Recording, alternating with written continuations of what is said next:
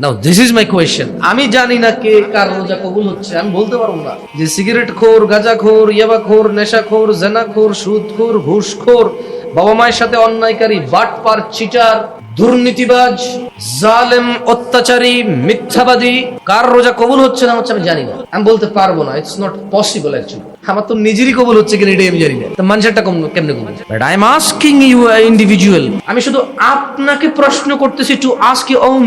নিজেকে একটু প্রশ্ন করেন। রোজায় আল্লাহ বলছে যে তাকওয়া বৃদ্ধি পাবে। তাকওয়ার বাংলা অর্থ দুইটা হয়।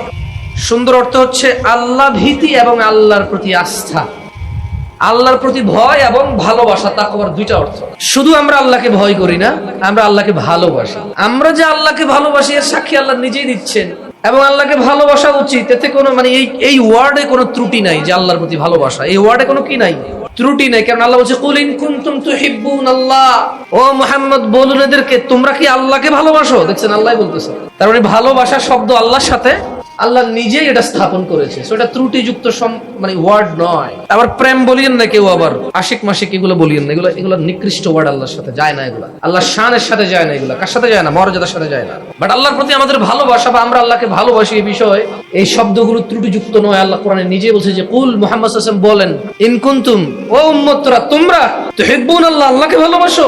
এই শব্দটা ত্রুটিযুক্ত নয়। এরপর আল্লাহ নবী শিখিয়ে দিচ্ছে যে ফাত্তাবিউনি, তাহলে আমি মুহাম্মদকে অনুসরণ করো, ইউহিব্বুকুমুল্লাহ, আল্লাহ তোমাকে ভালোবাসবে। দেখছেন আমরা আল্লাহকে ভালোবাসবো, আল্লাহ আমাদেরকে ভালোবাসবে।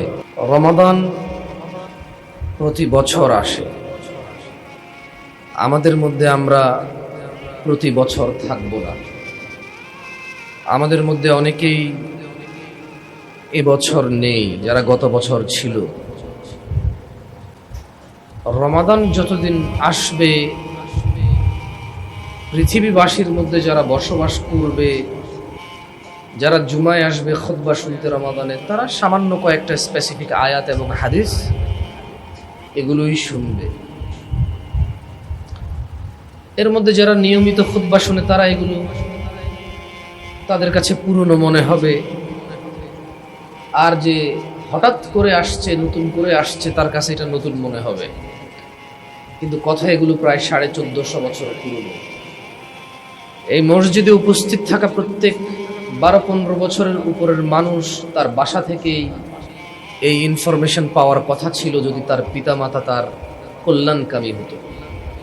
পিতা যদি তার সন্তানের জান্নাতের বিষয়ে আগ্রহী হতো, মা যদি তার সন্তানের জান্নাতের বিষয়ে চিন্তাশীল হতো, তাহলে যেই আজকেই প্রথম রমাদানে আসছে, শাহরু রমাদান আল্লাযী উনজিলা ফীহিল কুরআন হুদাল লিন-নাসি ওয়া বায়্যিনাতিন মিনাল হুদা ওয়াল ফুরকান। তাহলে এই আয়াত সে আজকে এই জুমায় মানে শুনলেই প্রথম হতো না। কারণ রোজা হয়তো সোমবারে শুরু হবে, রোজা হয়তো বৃহস্পতিবার শুরু হবে, রোজা হয়তো রবিবার শুরু হবে, রোজা হয়তো বুধবার শুরু হবে। তাহলে খুতবা যখন রোজা আসবে তখন না খতিব সাহেব এগুলো নিয়ে আলোচনা করে। তাহলে প্রথম থেকে তার প্রস্তুতি কিভাবে হবে? এতটুকু বুঝতেছি যে রমাদান আসার আগের মাস মানে শাবানে কেউ কেউ নিসফে শাবানের গুরুত্ব নিয়ে আলোচনা করে, আবার কেউ কেউ নিসফে শাবান নিয়ে বাড়াবাড়ির আলোচনা করে। শাবানটা এভাবে যায়। তো ঠিক রমাদানের আগের জুমায় হয়তো রমাদানের গুরুত্ব, মাসলা মাসাইল নিয়ে কিছু আলোচনা হয় না তা না। এই ফ্যানটা বন্ধ করে দিতে পারবো একটু? এখন সত্যি কথা বলতে কি, আমার আসলে ঢাকা শহরে একটু আগে দিন তো, কেন জানি সাউন্ড কি শুনতে পান আপনারা? যাক ঠিক আছে, হ্যাঁ ঠিক আছে, মাশাআল্লাহ। তো আমার কেন জানি মনে হয় মানে রমাদান কি কোন ঘুষখোরের ঘুষ নেওয়া থেকে বিরত হওয়ার কাজে আসছে কি?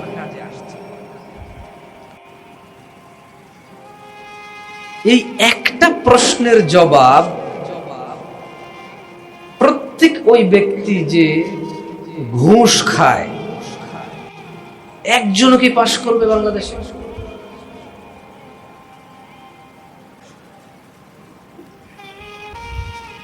সিগারেট খোর যখন ইফতারি খাওয়ার পরে সোজা গিয়ে সিগারেটটা খায়, এটা কি প্রমাণের জন্য যথেষ্ট নয় একজন ঘুষখোর রমাদানকে কেন্দ্র করে ঘুষ ছাড়েনি?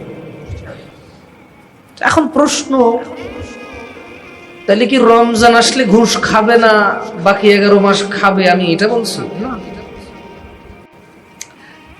আমি মূলত কথা বলতে চাচ্ছিলাম সূরা বাকারার 183 নম্বর আয়াত নিয়ে, যেখানে কাবার রব, মুস্তাফার রব আলাইহিস সালাম, আদম আলাইহিস সালামের রব, আমাদের সবার রব, সূরা বাকারা সূরা নম্বর 2 আয়াত নম্বর 183 তে যে বললেন রোজার বিষয়, যে ইয়া আইয়ুহাল্লাযীনা আমানু, মোটেও সবাইকে বলে নাই। তিনি তাকওয়ার ক্ষেত্রে বলেছে ইয়া আইয়ুহান নাস ইত্তাকু রাব্বাকুম, হে মানব সমাজ, হে মানুষেরা, হিন্দু বৌদ্ধ খ্রিস্টান নাস্তিক আস্তিক, ভালো মন্দ, ইমাম মুসল্লি, চোর ডাকাত, ব্যভিচারী, নেশাখোর, জুয়ারি, খুনি, ডাকাত, সবাইকে বলছে ইয়া আইয়ুহান নাস, হে মানুষ, ইত্তাকু রাব্বাকুম, রবকে ভয় করো। কিন্তু রোজার বিষয় সবাইকে বলে নাই। রোজার বিষয় বলছে যে ইয়া আইয়ুহাল্লাযীনা আমানু, হে তোমরা যারা ঈমান এনেছো, কুতিবা আলাইকুমুস সিয়াম, তোমাদের উপরে রোজাকে ফরজ করলাম। তার রোজা কেন ফরজ করেছেন ইয়া আল্লাহ? বলছে যে কামা কুতিবা আলাল্লাযীনা মিন ক্বাবলিকুম, তোমাদের আগে যত নবী রাসূল আসছে সবার উপরে রোজা ফরজ ছিল, যেমন ঠিক তেমনই তোমাদের উপরে ফরজ করা হলো রোজাকে। কেন? ইয়া আল্লাহ, আপনি তাকওয়ার ক্ষেত্রে বললেন যে ইয়া আইয়ুহান নাস, হে মানুষ, ইত্তাকু রাব্বাকুম, রবকে ভয় করো। ইয়া আল্লাহ, আপনি রোজার ক্ষেত্রে কেন বললেন ইয়া আইয়ুহাল্লাযীনা আমানু, হে ঈমানদার যারা ঈমান আনছো তারা রোজা রাখো? কেন? আল্লাহ বললেন যে লাআল্লাকুম তাত্তাকুন, যাতে তোমরা আল্লাহ ভীতি অর্জন করতে পারো। তাহলে একটা কনক্লুশনে আমরা আসছি, রোজা কেন মুমিনের উপরে ফরজ? রোজা আল্লাহ সুবহানাহু ওয়া তাআলা কেন সবাইকে ডেকে বলে নাই? যারা দাবি করে যে আল্লাহর উপরে ঈমান এনেছে, যারা দাবি করে যে মুসলমান নিজেকে, শুধু তার উপরে কেন রোজাটা ফরজ? এটার একটা কনক্লুশন সেম আয়াতে চলে আসছে যে লাআল্লাকুম তাত্তাকুন, রোজা এই জন্য ফরজ যাতে তোমরা আল্লাহ ভীরু হতে পারো, তাকওয়া অর্জন করতে পারো। এতে কোনো সন্দেহ নাই। এখন আমার প্রশ্ন, রোজা ফরজ ঈমানদারের উপর, রোজা রাখতে হবে, কারণ রোজা রাখলে গ্যারান্টি আল্লাহ ভীতি আসবে। রোজা রাখলে আসবে, এতে কোনো সন্দেহ নাই। কারণ আল্লাহ এই সূর্যকে যে দিনের বেলায় উদয় হওয়ার জন্য আদিষ্ট করেছেন এবং সন্ধ্যায় অস্তে যাওয়ার জন্য, ও কি এটা থেকে ফিরতে পারে? এই পানি ভেজা হবে, এই রোদ শুকনো হবে, ও কি ফিরতে পারে? চোখ দেখবে শুনবে না, কান শুনবে দেখবে না, এ কি ফিরতে পারে? ফিরতে পারে না।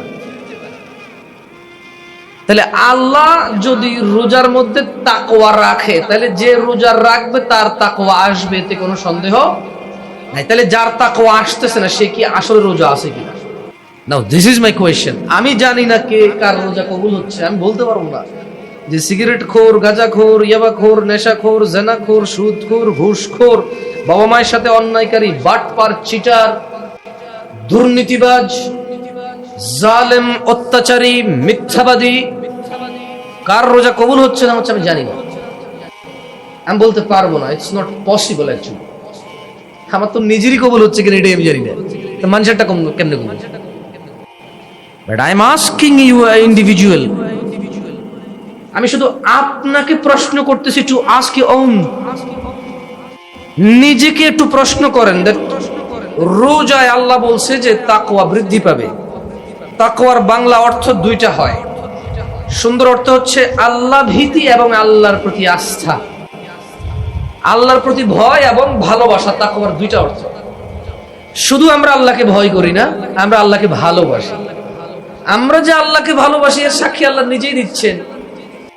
এবং আল্লাহকে ভালোবাসা উচিত, এতে কোনো মানে এই ওয়ার্ডে কোনো ত্রুটি নাই যে আল্লাহর প্রতি ভালোবাসা, এই ওয়ার্ডে কোনো কি নাই, ত্রুটি নাই। কারণ আল্লাহ বলছে কুল ইন কুনতুম তুহিব্বুনাল্লাহ, ও মুহাম্মদ বলুন এদেরকে তোমরা কি আল্লাহকে ভালোবাসো। দেখছেন আল্লাহ বলতেছে।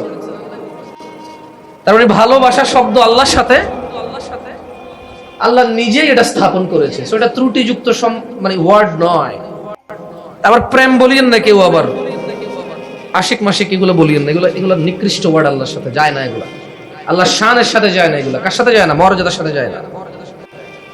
বাট আল্লাহর প্রতি আমাদের ভালোবাসা বা আমরা আল্লাহকে ভালোবাসি এই বিষয়ে এই শব্দগুলো ত্রুটিযুক্ত নয়। আল্লাহ কোরআনে নিজে বলছে যে কুল মুহাম্মদ সাল্লাল্লাহু আলাইহি ওয়াসাল্লাম বলেন ইন কুনতুম, ও উম্মতরা তোমরা তুহিব্বুনাল্লাহ, আল্লাহকে ভালোবাসো।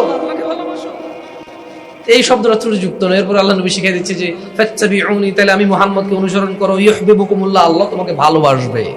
দেখছেন আমরা আল্লাহকে ভালোবাসবো, আল্লাহ আমাদেরকে ভালোবাসবে। তো এখন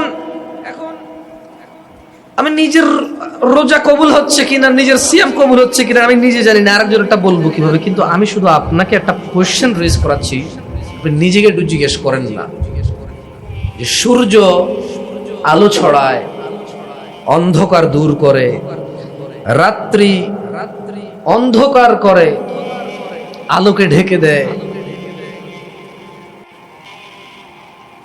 পুরুষ আর মহিলা আল্লাহ যেটাতে যা রাখছে কেউ তার বেসিক চরিত্র পরিবর্তন করতে পারে না। আল্লাহ মানুষকে স্বাধীন করছে, সেই স্বাধীনতাকে মানুষ জান্নাতের জন্য কাজে লাগাবে নাকি জাহান্নামের দিকে ধাবিত হবে, এটা মানুষের নির্বাচনের স্বাধীনতা আল্লাহ দিয়েছে। আল্লাহ রাইটস এন্ড রংস গুলো বলে দিয়েছে। কিন্তু আমার অবুঝ মন, আমার উদ্বিগ্ন মনে একটি প্রশ্ন সরকারি চাকরিজীবীদের কাছে,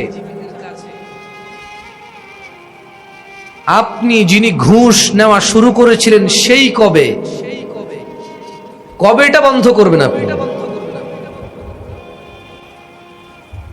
না, তোমার আইফোন, তুমি নিকৃষ্ট বাবার সন্তান, তোমার আইফোন আমাকে দেখাও না।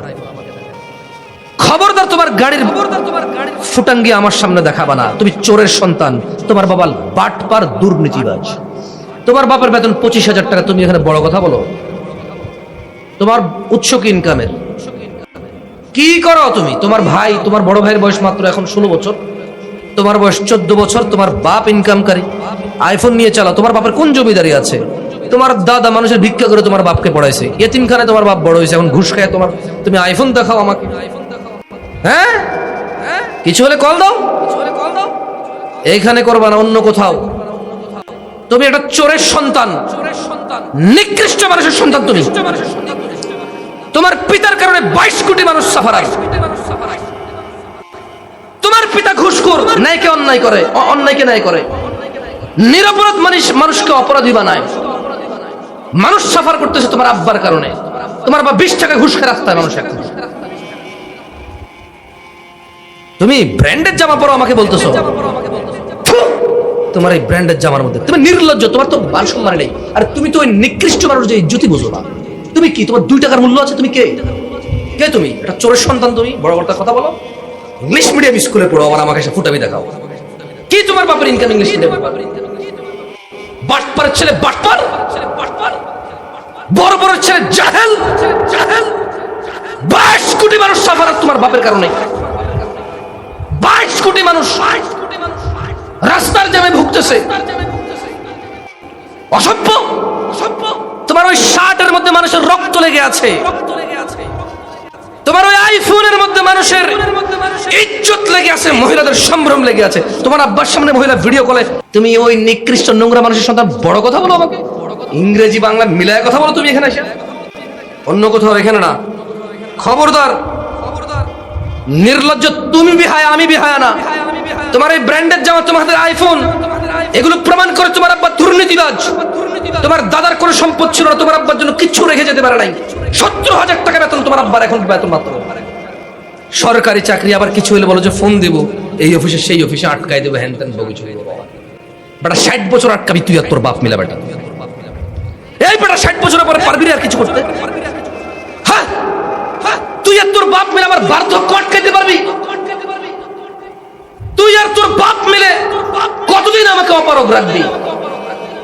40 বছর, 32 হয়ে গেছে, আর পারবি 16-17 বছর। এরপর আর এই পৃথিবীর কোনো প্রয়োজন নাই আমাকে, আমার সন্তানদের আর আমার প্রয়োজন থাকবে না। somehow they will manage themselves, কোনো না কোনো ভাবে তারা তাদের নিজেদেরকে মেনটেন করবে। কি ভাই তুই কে রে? তুই কি তো শরম করে না? আইফোন নিয়ে হাঁটোস, স্যামসাং মোবাইল নিয়ে হাঁটোস, বাইক চালাস R15। তোর আব্বা কি করে রে ভাই? তুই তোর আব্বা কি করে? যা, আমি বললাম না।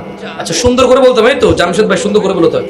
ভাইয়া ভাই তুমি একটু বলো না তোমার আব্বা কি করে? বলো ভাইয়া তোমার আব্বা কি করে? R15 চালাও, জিক্সার চালাও, হ্যাঁ বিদেশ ট্যুরে যাবা, মালয়েশিয়া এবার ছুটিতে। তোর আব্বা কি করে রে? থাইল্যান্ড যে ছবি দেশ ঘুরার, সুইমিং পুলে বৈশা কি করে রে তোর আব্বা? তোর দাদা কি রেখে গেছে রে তোর লাইগা? বেটা দুর্নীতিবাজ হলে হইছস, বেটা ঘুষখোর হলে হইছিস, তাহলে নির্লজ্জতা এখানে পৌঁছেছে। আবার হুজুর রম মার হাবা, ও ব্যক্তি 3 লাখ টাকা দিছে, ও ফকিন্নির বলা অসুখ, আস্তাগফিরুল্লাহ, এভাবে বলা উচিত না। ও তো অসুখ হলে চিকিৎসা করতে পারবে না, 3 লাখ টাকা দিতে আসছে মসজিদে, আবার মার হাবা। আমি কোনোদিন বলছি মার হাবা দেখছেন আমার মুখে? কেন মার হাবা বলবো? ও কি করে যে 3 লাখ টাকা দিছে এখানে এসে?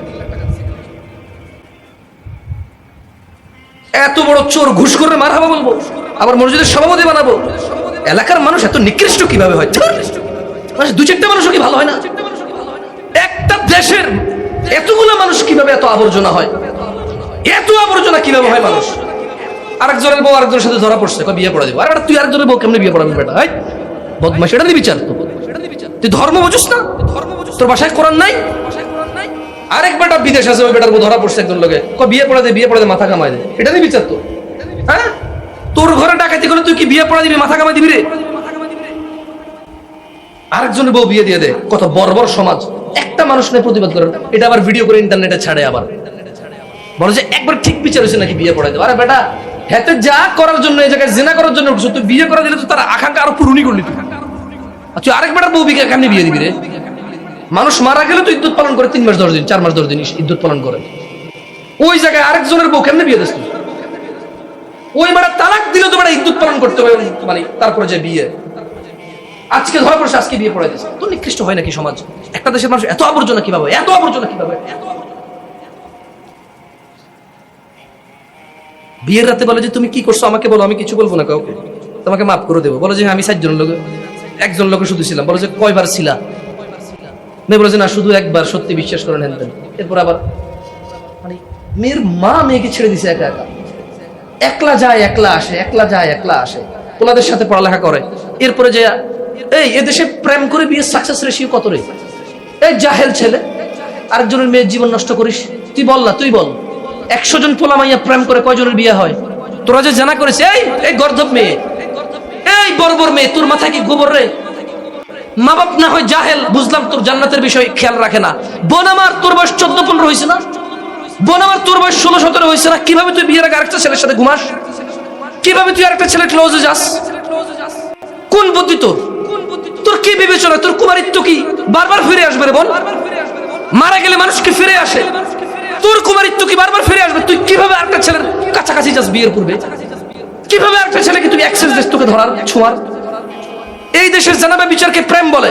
ওই জানাবে বিচার যা প্রেমই বললাম, সাকসেস রেশিও কয়টা রে? কয়টা ছেলে মেয়ে প্রেম করে কয়টা বিয়ে হয়েছে? তোরা যে প্রেম করে জানাবে বিচারে লিপ্ত হস, স্বামীকে কি জবাব দিবি রে বোন আমার? পারবি? কোনো চিন্তা নাই। নির্লজ্জ বেহায়া হিজড়া ছেলে, ব্যক্তিত্বহীন ছেলে, যাকে দেখে তার পরিবার ভয় পায় না। যদি এই ছেলে যদি কোনো কুমারী মেয়ে না পায়, এই ছেলে যদি বুঝতে পারে যে এর বউ বিয়ের পূর্বে কারোর সাথে শারীরিক সম্পর্ক করছে, এ কিডনি বিক্রি হলো তালাক দিবে, কিডনি বিক্রি করে হলো তালাক দিবে। এবং সে অ্যানাউন্স করবে, হ্যাঁ আমি ওই দুর্ভাগা যা যে একটা মানে দুশ্চরিত্রা মহিলাকে বিয়ে করেছি, আমি সে অবিচক্ষণ লোক, আমি সেই বর্বর, সেই গর্ধব যে বিচক্ষণতা দিয়ে ফাইন্ডিংস করতে পারেনি একটা ভালো মেয়ে বিয়ে করেছে, একটা দুশ্চরিত্রা যে বিয়ের পূর্বে চরিত্র খারাপ করেছে, আমি সেই দুর্ভাগা, সেই গর্ধব তালাক দিয়ে দিলাম। তাহলে যে আমার কি হবে, সমাজ কি হবে? তুই ছেলে রে বেটা, তুই পুরুষ, আমার কি হবে? ছি, মানে আমি দেখেন, আমি আগেও বলছি লাআল্লাকুম তাত্তাকুন। মা হুয়া আত-তাকওয়া ইয়া নাস? মা হুয়া আত-তাকওয়া? তাকওয়া কি? আল্লাহ ভীতি। কিভাবে আল্লাহ ভীতি হলো? রোজা রেখা প্রেমিকরে বলতেছে তোমাদের এলাকায় ইফতারি আজকে কি বানাইছে, তোমরা আজকে কি বানাইছো? রোজা রেখা জেনার সম্পর্ক কন্টিনিউ করতেছে, তার জেনার পার্টনার কি বানাইছে ইফতারি সেটা খবর নিচ্ছে। তা কি তাকওয়া আসছে তার?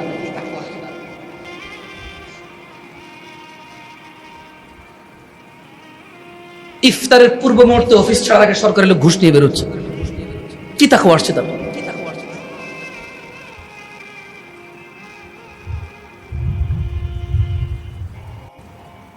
আমি আগেই বলছি, আমি খুতবাটা বলতে দেবো আমার জন্য ঠিক না। আমি লুতু পুতু কথা বলতে পারবো না এখানে বসে বসে, সবাই জান্নাতে পাঠিয়ে দিতে পারবো না এখান থেকে, আমার কাছে সে ক্ষমতা নাই। আমি নিজেকে নিয়ে চিন্তিত, কারণ ভালো পরিবেশে না থাকলে মানুষ ভালো থাকতে পারে না। মানুষ ভালো পরিবেশে থাকলে ভালো থাকতে পারে কখন? যখন ভালো দাওয়াত দেওয়ার মানুষ তা গ্রহণ করে। আমরা কেউ এখানে নবী রাসূল না যে হয়ে আসবে, আমরা কেউ এখানে নবী রাসূল না যে আল্লাহকে অতটা ভয় পাইতে পারবো যতটা ভয় নবী রাসূলরা পাইছে। দিন দিন আমাদের কাছেও জিনিস সহজ হয়ে যাচ্ছে। যখন নতুন নতুন আসছি বাংলাদেশে, যত কিছু দেখলে গা ঘিন ঘিন করতো, যত কিছু যত অসহ্য লাগতো, এখন তা লাগে না। আমি আমাকে নিয়ে চিন্তিত। I'm worried about me. I'm not anymore worried about you. You are none of my concern anymore. আমি আর নিজেকে নিজে কনসার্ন করতে পারি না। সহজ মনে হয়। রাস্তাঘাটে অলিতে গলিতে, রিক্সায়, বিয়ে, গায়ে হলুদ, ইভেন রমজানকে উপলক্ষ করে পর্যন্ত গান বাজনা বানায় মানুষ। সহজীকরণ এমন পর্যায়ে গিয়ে পৌঁছেছে। আল্লাহ বলছে আইয়ুহাল্লাযীনা আমানু, হে ঈমানদাররা, কুতিবা আলাইকুমুস সিয়াম, তোমাদের উপর সিয়ামকে ফরজ করা হলো, কামা কুতিবা আলাল্লাযীনা মিন ক্বাবলিকুম লাআল্লাকুম তাত্তাকুন, যাতে তোমরা আল্লাহ ভীরু হইতে পারো, এইজন্য তোমাদের উপর রোজা ফরজ করছি। প্রত্যেকে আমরা রোজা রাখি, কিন্তু আমরা আল্লাহ ভীরু হইতে পারতেছি না। তা কেমন রোজা রাখি আমরা? একটা শেভ করা লোক বললো না যে রোজা আসছে আমি রোজা রাখি, এখন আমার তাকওয়া অবশ্য আমি আর শেভ করবো না। একটা বউ পিটানো লোক বললো না যে রোজা আসছে আমি আর বউ পিটাবো না। একটা জুয়ারি বললো না যে রোজা আসছে আমি আর জুয়া খেলবো না। একটা ইয়াবাখোর বললো না যে আমি আর ইয়াবা খাবো না, রোজা আসছে আমি রোজা রাখি, আমার তাকওয়া আসছে।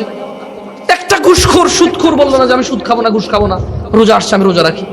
একটা সিনেমা নাটকের নায়ক নায়িকা বললো না যে আমি রোজা আসছে রোজা রাখি, বলছে যে হালাল সিনেমা বানাবে। কি দেশ, কি মানুষ, কোন পর্যায়ে পৌঁছাইছি, কোন পর্যায়ে পৌঁছাইছি। সত্য কথাগুলো বললে শত্রু মনে করে, বলে যে সুন্দর করে বলেন। আরে ভাই, সুন্দর করে কেমনি পিটায় আমি জানি না। আমি জানি না মানুষকে কিভাবে সুন্দর করে, আমি জানি না জানাকারী ব্যভিচারকারীকে কিভাবে শাস্তি দেয় সুন্দর করে, আমি জানি না। আমি জানি না অপরাধীকে কিভাবে সুন্দর করে শাস্তি দেয়, আমি জানি না। ওই শাস্তিটাই সৌন্দর্য আমার কাছে। আমার কাছে অপরাধের বিচারটাই হচ্ছে সৌন্দর্য। আমার কাছে অন্যায়কারীর লাঞ্ছনাই হচ্ছে সৌন্দর্য, যাতে অন্যান্য মানুষ অ্যাওয়ার হইতে পারে, ওয়ার্ন হইতে পারে, সতর্ক হইতে পারে। This is what beautiness of my view, my point of view. আমি সুন্দর করে পারবো না, ঘুষখোরের ছেলে ফুটাঙ্গিগিরি দেখায় ঘুরবে আর আমি বলবো যে wow wow wow, I couldn't do that. আমি পারি না, পারবো না। আমি তোমাদের কাউকে পারবো না তোমার এই সুন্দর জামা কাপড় আর তোমার এই দাম্ভিকতা নিয়ে চলাকে কংগ্রেচুলেশন বলতে। No, I can do that, because আমি জানি তোমার আব্বার বেতন 40,000, 45,000। তোমার আব্বার বেতন আজকে 60,000 হয় নাই, শুরু করছিল 13,000 টাকা দিয়ে, 12,000, 8,000, 7,500 টাকা দিয়ে। এটা তোমার আব্বা, 30 বছর চাকরি করার পর এখন বেতন হয়েছে কত? 82,000। আমি তোমাকে কংগ্রেচুলেশন বলতে পারবো না, আমার পক্ষে সম্ভব না। যদি 4 দিন খাইয়া খাওয়া লাগতো না, তাহলে বুঝতাম যে হ্যাঁ, ঘুষ ঘুষ খেয়ে সাকসেস হয়ে গেছে, আর খাওয়া লাগে না। এমন খাওয়া খাইছো আর খাওয়া লাগে না। যদি তুমি সুদ 2-10 দিন খাইছো আর তোমার জীবন স্বাবলম্বী আর টাকার প্রয়োজন মিটে গেছে, অভাবের ঘাটতি পূরণ হয়ে গেছে, তাইলে বুঝতাম যে ঠিক আছে, সেরে গেছে। কিন্তু খেতেই হচ্ছে সুদ। এই যে ছেলে, এই বিবাহের পূর্বের বহির্ভূত সম্পর্ক সে বিবাহের পরেও কন্টিনিউ করে। কারণ মনে রাখবা, ছোট ভাই, তোমার কাছে যদি মনে হয় যে বিয়ে করো নাই, বউ নাই, এই জন্য প্রেম করো, ভুল। এটা তোমার চরিত্র। বিয়ে করলেও তুমি করবে। যদি তুমি বিয়ে করো নাই এই রিজনে প্রেম করো, তাহলে তুমি বিয়ে করার পরেও প্রেম করবা, এতে কোনো সন্দেহ নাই। তাহলে পরকীয়া কাকে বলে বলো? বাংলাদেশের মানুষ আমরা আজও জিনা অবিবাহিত করলে বলি যে প্রেম, জিনা বিবাহিত করলে বলি যে পরকীয়া। বাট জিনা বলি, অবিবাহিত লোকের জিনাকে আমরা বলি প্রেম, বিবাহিত লোকের জিনাকে আমরা বলি পরকীয়া। তারপর আমরা জিনা বলতে রাজি নেই, সুন্দর সুন্দর নাম নিয়ে আসছি। এই আগামীর প্রজন্ম পরকীয়াকে ঘৃণা করবে, জিনাকে না। পরকীয়া ঘৃণা করলে বুঝলাম, কিন্তু পরকীয়া করলে কি সমস্যা? বলবে যে ফ্যামিলি নষ্ট হয়ে যায়, ধ্বংস হয়ে যায়। কিন্তু এটা যে গুনাহ, এটা যেটা বিশাল বড় মারাত্মক ইফেক্ট আছে জীবনে, এটা নিয়ে তার কোনো কি থাকবে না। এটাকে বলে কি, এটা নিয়ে ওরা কোনো ই থাকবে না, মানে কনসার্ন থাকবে না যে গুনাহ বা পাপ, আমার রিজিক কমবে, আমার হায়াত কমবে, আমার সুস্থতা কমবে, আমার সম্মান কমবে, এটা নিয়ে সে এই করবে। বলবে যে আরেকটা পরিবার নষ্ট করে গেছে, কিন্তু এটা মানে আফসোস থাকে না। আল্লাহর বিধিবিধান, আল্লাহ সবগুলো অপরাধকে বলছে করিও না, খালি জিনাকে বলছে কাছেও যেও না। আমার মনে হয় নেশা অবস্থায় নামাজের কাছে যেতে না করছে, আর জিনাকে জিনার কাছে যেতে না করছে। লা তাকরাবুস সালাত, নামাজের কাছে যেতে না, নেশা করবে না, মানে নেশাগ্রস্ত থাকে। আর মানে জিনার বিষয় বলছে যে লা তাকরাব, কাছে যেতে না। এই রোজার মধ্যে, এই রোজাকে কেন্দ্র করে কে আপনি কোন খারাপ কাজটা ছাড়ছেন? আপনাকে অভিনন্দন, আপনাকে জামশেদপুরের পক্ষ থেকে অভিনন্দন, সারা পৃথিবীর সকল মুসলমানের পক্ষ থেকে অভিনন্দন। জিতে যাবেন আপনি ইনশাআল্লাহ। আল্লাহ বলেছে যে রোজাকে আল্লাহ ফরজ করেছেন তাকওয়ার জন্য, আল্লাহ ভীরুতা অর্জনের জন্য। আপনি যদি অপরাধ ছেড়েছেন রোজা আসার পর, রোজায় অপরাধ ছেড়ে দিয়ে পরে করবেন এই জন্য না। রোজা আসছে, রোজা আছেন, আল্লাহ ভীতি জাগছে, নিজে নিজে লজ্জা পাচ্ছেন অপরাধ করতে, আর অপরাধ ছেড়ে দিয়েছেন, আপনাকে স্বাগত। আপনি জিতে যাবেন ইনশাআল্লাহ। কারণ আপনার রোজা কবুল হওয়ার সম্ভাবনা বেশি, কারণ আল্লাহ কোরআনে বলেছে রোজা আমি ফরজই করছি আল্লাহ ভীরুতা বাড়ার জন্য। তো আপনার আল্লাহ ভীরুতা বাড়তেছে, তার মানে রোজা আপনার কাজে আসতেছে, রোজা আপনার কাজে আসতেছে। আর আপনি যিনি কোন ধরনের কোন অপরাধ ছাড়েন নাই, রোজা আপনার কাজে আসতেছে না। আমি কি বলছি রোজা রাখেন না? আমি কি বলছি রোজা কবুল হচ্ছে না? হ্যাঁ, আমি বলছি রোজা আল্লাহ ফরজই করছে আল্লাহ ভীরুতার জন্য, আপনি কোনো অপরাধী ছাড়তে পারতেছেন না। আসলে আপনার কি কাজে আসতেছে আপনি কোন না, আমি বললাম না। জান, আজকে আসলে আমি ফ্রাস্ট্রেটেড, আমি একটু বিরক্ত। আমি বিরক্ত এই জন্যে, বাংলাদেশের দুটি সামান্য কিছু সরকারি কর্মচাকরিজীবীরা 22 কোটি মানুষের সাফারির জন্য দায়ী। এই রাজনীতিবিদরা তাই সর্বোচ্চ 10%, 90% তাই হচ্ছে সরকারি চাকরিজীবী। এই 22 কোটি মানুষের সাফারিং এর জন্য দায়ী হচ্ছে অথরাইজড পারসনরা, হচ্ছে কে? সরকারি চাকরিজীবীরা। অথরাইজড পারসন কিন্তু নেতা না, নেতার সিগনেচারে কিছু হয় না, সরকারি চাকরিজীবী সিগনেচারে যা হয় হয়। এই রাস্তায়, এই ঘাট, এই চুরি, এই ডাকাতি, এই নারায়ণগঞ্জের মদনপুরের যাত্রাবাড়ির জেলের মধ্যে চোর ডাকাতরা প্রকাশ্যে হেঁটে বেড়ায়, কখন কার মোবাইল টান দিয়ে নিয়ে যাবে, মানুষ ভিডিও করে ছাড়ে। এটা দমন করার ক্ষমতা বাংলাদেশের নাই। এরা কিভাবে অন্যায়কারী সরকারকে নির্মূল করছে দাবি করে আমার জানা নাই। অন্যায়কারী কিছু ব্যক্তিকে এরা নির্মূল করছে, বদলে অন্যায়গুলো অন্যরা দখল করে নেবে। কারণ অন্যায় বন্ধ এভাবে করা যায় না। অন্যায় বন্ধের জন্য প্রয়োজন শাস্তি, তার জায়গা দখল করা না। আপনি নেতা, অন্যায় করেন, 2-4-5টা অন্যায় করছেন, গায়ে লাগে নাই, যখন বেশি বাড়াবাড়ি করছেন তখন আমার গায়ে লাগছে। তো যখন আমার বাদ দিয়ে আপনি আরেকজনে নিয়ে আসবেন, এবার সে 200-5টা করলে গায়ে লাগবে না, বেশি করলে বলবো যে এবার কিন্তু বাড়াবাড়ি হচ্ছে। তো ওরে পাল্টায় আরেকজনকে বসালে বলবো যে বেশি করলে বলবো যে এবার কিন্তু বেশি হয়ে গেছে। So if you change it, keep changing that. সবারই নতুন নতুন অপরাধ হইতো, অপরাধ একই রকম। ধরুন এই থানার ওসি দুর্নীতিবাজ, চোর ডাকাতদের থেকে হাতাহাতি করে সেগুলো বন্ধ করতেছে, সেটা ট্রান্সফার করে আরেকটা নিয়ে এলেছে, ওটাও দুর্নীতিবাজ। এবার দেখলেন না লাভ হয়ে যাচ্ছে না, এইভাবে 30 বছর শেষ। একটা প্রকার চেঞ্জ, একটা প্রকার চেঞ্জ। কারণ আপনি যে দুর্নীতিবাজ ওসি ছিল, এসআই ছিল, আইজি ছিল, ডিআইজি ছিল, আপনাকে ট্রান্সফার করছেন যে আপনি শাস্তি দেন। ওর চুরি চাক্ষুষ, ওর ইনভলভমেন্ট চাক্ষুষ, আপনি শাস্তি দেন, ট্রান্সফার করছেন কোথায়? ওই বান্দরবন খাগড়াছড়ি যেখানে আর ঘুষ নিতে পারবে না। আরে ভাই, তো যেটা খাইছেন শাস্তি কোথায়? চাকরি হয়ে গেল, বেতন হয়ে গেল। ও তো ছোটবেলা থেকে চাকরি করে খাবে, এইভাবেই ও বড় হয়েছে। তো চাকরিটা তো হয়ে গেল, ও তো সাকসেস। ও দুর্নীতি করে ঘুষ খেয়ে তোর সংশয় নেই, হয়েছে? ওরে বান্দরবন পাঠাবেন ঘুষ না খাওয়ার জন্য, ও জীবনে যা কামাচ্ছে তা দিয়ে আসে সোজা মধ্যে ঘুষে দেবে। আর তোমাদের 50 লাখ লাগে বলেছিলাম, পল্টো না বিজনেস কোথায় বেশি আছে ওই জায়গায়। কারণ আপনি ছোটটারে ট্রান্সফার করছেন আরেক জায়গায় শাস্তি না দিয়া, বড় দুর্নীতি ঘুষ করবে, ওটা বড়কে বোঝে স্যার, বলবো যে তুমি আমার মাথার উপরে যাবো, আল্লাহ আমাদেরকে বুঝাতে অভিজ্ঞতা। তুমি নিকৃষ্ট বাবার সন্তান, আমার বলে দিচ্ছি খোদবার আজকে লাস্ট কথা, তুমি একটা অসভ্য বড় বড় মানুষের সন্তান, বড় গলায় চলবো না, গলা উঁচু করে চলবো না। হ্যাঁ, তুমি নির্লজ্জ, তাই চলবে, সরব সরব। কেন তোমার এই চাকচিক্য একটু লুকাও, তোমার এই জাকজমক একটু লুকাও। এটা তোমার প্রতি ভাইয়ের অনুরোধ। তোমার ওই বক্স খাট 2 লাখ টাকা দামে, তোমার আব্বার ওই গাড়ি, এগুলো সব দুর্নীতি আর ঘুষের টাকা।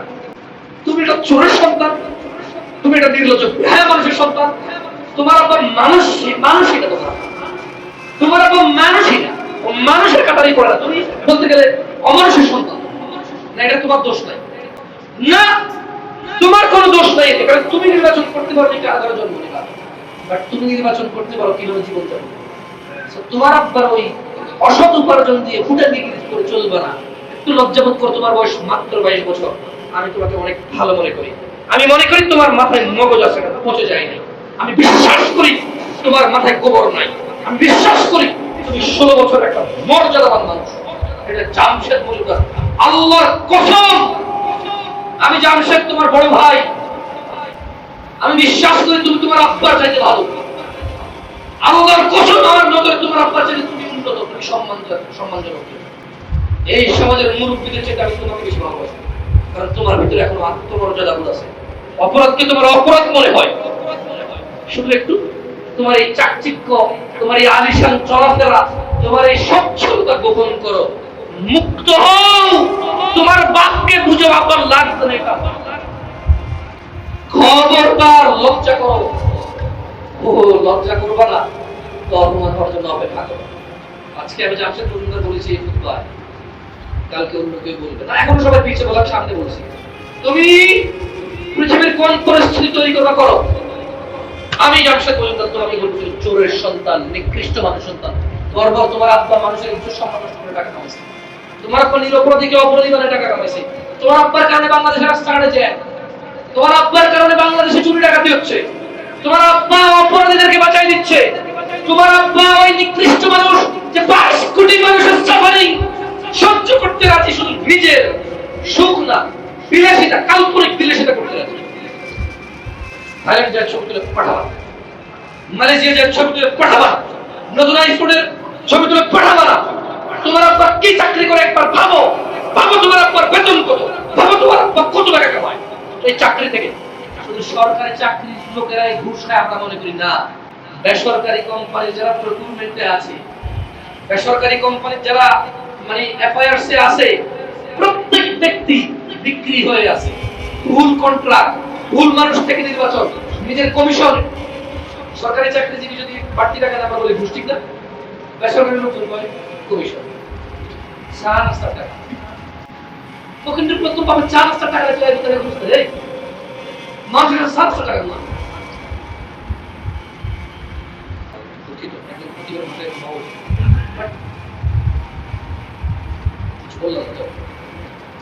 আর কিছু বললো তুমি বুঝছো তোমার 4,000 টাকা তুমি এগুলো দেখাবো না, তোমার এইসব চলাফেরা দেখাবো খবরদার। কেউ কিছু বলে না, ওর শরীরে পানি রক্ত দেয়, ও তো মানুষ, ও মানুষ আবর্জনা সমাজে, তোমার কিছু বলে। সো আবর্জনার নেতা তুমি, আবর্জনার বড় লোক তুমি, বুঝছো না? বুঝো নাই তুমি পয়সা না, কারণ তুমি আবর্জনার মধ্যে আছো। সো তোমার গায়ে আশপাশে আবর্জনা লেগে আছে। সো মাছি আর মশা যদি বলে যে আমি উঠতে পারি, যা কি আসে এবং থাপ্পড় দিলে মারা যাবে, বুঝো নাই? মশা মাছি হয়ে উঠতে পারলে কি লাভ? বড়াই করার দরকার নেই, মশা বড়াই করলে হবে, আমি উঠতে পারি, তুই উঠতে পারছ না। মানুষ, আল্লাহ মানুষকে বলেছে ওয়ালাকাদ কাররামনা বানি আদম, আমি আল্লাহ আদম সন্তানকে সম্মানিত করেছি, মশা মাছিকে। বুঝছো? আল্লাহ তোমাকে বুঝাতে তৌফিক দান করুন। ভাইয়া আসি রোজায় ফিরে এসে আজকে কথা শেষ করি। দেখুন, দুষ্টামি করো তো আপনারা বলেন রোজা আল্লাহ শয়তান বাইন্ধা রাখছে। কোন শয়তান আপনারা এখন চালাচ্ছে বলতে পারেন? বিষয়টা এমন না তো যে আপনি নিজে একটা শয়তান। আজকে খুতবা এই কয়টা শেষ করব।